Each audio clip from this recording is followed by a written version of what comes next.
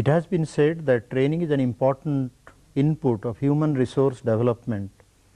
Let me elaborate this little more. We have human resources not homogeneous but largely heterogeneous. We are born differently, we think differently, we plan differently, we act differently. The main reason for this difference is partly genetic and partly circumstantial or environmental. There are men and women who are born under circumstances which are not very conducive to their normal upkeep or normal growth, evolution and development under normal circumstances. They are born of normal biological parents, but they may not have access to educational opportunity at the school going age. They may not have access to various other opportunities such as health, hygiene, sanitation, immunization and various other inputs which contribute to holistic or integrated development of human resources. These human beings are not responsible for such a sorry state of affairs. These are on account of imponderables which are beyond their control. They are not well endowed for circumstances which are beyond their control. In sharp contrast with this, there are human beings who are well endowed, who are born of normal biological parents and who have access to education, health, nutrition, sanitation, immunization as any other normal human being. They are born, they live and they grow in circumstances or in an environment which is conducive to normal, holistic and integrated development.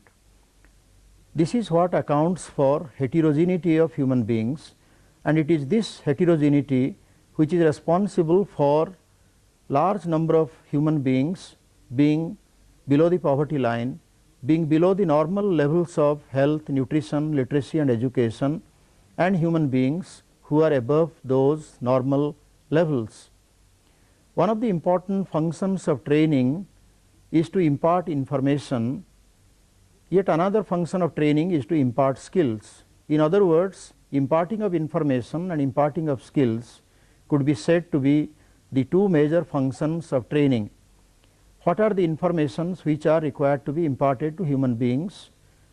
Such informations need to be imparted which are of interest and relevance to a particular category of population in a particular situation. Such informations could be in relation to their own strength and weaknesses, vis-a-vis the strength and weaknesses of the forces which surround their lives. Such information could be in relation to the need for universal literacy, free compulsory universal primary and elementary education, the need for health for all, the need for immunization for all, the need for sanitation for all and so on. Such information could, if imparted in a proper manner, in an effective manner, in a communicative and participative manner, contribute to the empowerment of human beings. The second important aspect of training is to impart skills. What are these skills? Such skills could be of various types or categories such as life skills, communication skills, survival skills, vocational skills, entrepreneurial skills, managerial skills, supervisory skills, and such skills which go to make a complete human being in all respects. It is not as if that an individual does not have any skills. An individual certainly has the hands, the fingers, the brain, the capacity to think, to reflect, to analyze and to introspect, but an individual may not have access to all the skills which could make him a complete human being, such as the vocational skills which are relevant to a particular human being for a proper remunerative earning at a particular age. And we have a large cross section of population in this country who are largely unskilled or semi-skilled, partly on account of the fact that they did not have opportunity of access to such vocational education or such vocational skill training of their choice at a particular age. Skill training needs to be conceptualized and designed in a manner which makes sense to the lives of such individuals, and for this purpose we need to design a proper curriculum, a proper course content, a proper set of textual materials. Such materials need to be well illustrated, and the illustration should be easily intelligible to the target groups, and they should be of relevance to their day-to-day life situations. It is only when the curriculum, the course content and the textual materials are designed in a real life-like situation, they make lot of sense to the lives of the people who are in need of such skills. Every such curriculum, course content and textual materials need to be pre-tested by the same target groups for whom they are to be used. If the feedback is positive and if it is observed that they are found largely receptive by the target audience, we could perhaps bring them back to a workshop and give a concrete shape or final shape before their adoption. Imparting of information and imparting of skills are two important functions of training. There could be a number of other important objectives as well. We have a set of target groups who are otherwise intelligent, knowledgeable, who have already access to the world of some information, some communication, some modernization, some innovation and some skills, but they are in need of upgradation of such skills. After some time, such skills may turn out to be obsolescent and they need to be replaced by a set of new skills. There may be need for combination of skills which we call multi-skilling, which is relevant in a particular situation. Combination of skills or multi-skills or multi-skilling help in converting a half being to a full being. Multi-skilling contributes substantially to the empowerment of an individual in more ways than one. There are other target groups such as instructors, supervisors, resource persons, key resource persons who are also in need of such orientation and training. The curriculum, the course content, textual materials for such categories of people or target groups will naturally be quite different from what they are in relation to those who do not have the elementary access to the world of information and skills. In relation to such instructors or supervisors or resource persons or key resource persons, we need entirely a different strategy and methodology of training. We need entirely a new set of curriculum, course content and textual materials, because they are in a fairly advanced stage of access to information and access to skills.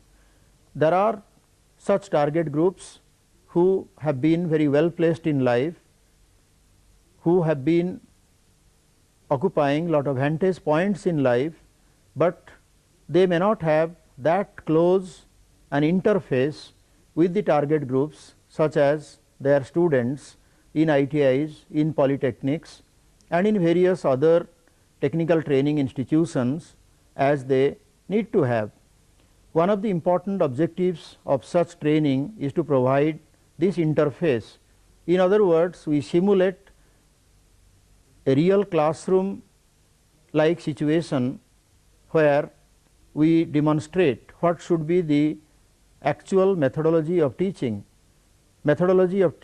which could be participative, which could be communicative, which could be telling and effective. Yet another important aspect of training is the evaluation of the impact of training on the minds of the target groups and the extent to which they are able to use such training in their real life situations after they leave the classroom. For this purpose, we need to be in a close and constant touch with the target groups either through correspondence or through personal contacts or through field visits, so that we get an opportunity to hear them and know from them as to what extent they have been able to make use of the training which was imparted to them some time back. Such evaluation is extremely useful, and it is also desirable without ensuring proper, adequate and effective utilization of the training which was imparted. Much of that is imparted could turn out to be either infructuous or unproductive. Yet another important aspect of training is to find out as to what extent after training we have succeeded in imparting the art of communication. In other words, to what extent a person who has been trained is able to communicate a set of messages which are socially or economically or culturally relevant for a set of target groups with total ease or effortlessness, as is expected of any person to be an effective communicator. This always does not happen. We are often clouded by lot of fads, taboos, obscurantist ideas, false aura of consciousness, and we also have our own natural biological deficiencies which do not go to make us effective communicators. So, one of the important aspects of training is to impart this art of communication, the extent to which each one of us should be able to communicate with our peer groups and with others in a natural, spontaneous and effortless manner. So, these are some of the important aspects of training, and they are of interest and relevance to training in any situation, be they meant for target groups who are totally ignorant and illiterate, be they meant for target groups who have some access to information and skills, but not adequate or not complete, be they for such target groups who are well placed in life, who have access or sufficient access at a fairly advanced stage to the world of information, communication, modernization, innovation and skills, and yet it is necessary and desirable to bring them through training with the target groups whom they are supposed to train, so that an interface is created, and this interactivity goes to make them first rate communicators or effective communicators of informations and skills.